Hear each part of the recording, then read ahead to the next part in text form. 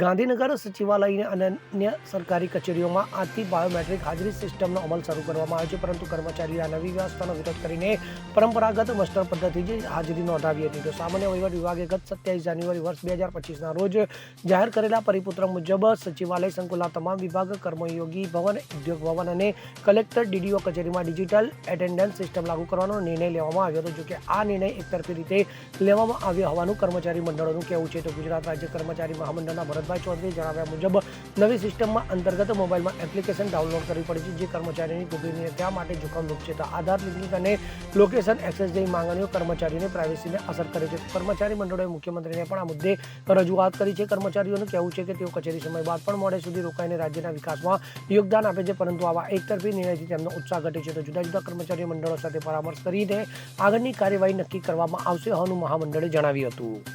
Bureau report CN24 news.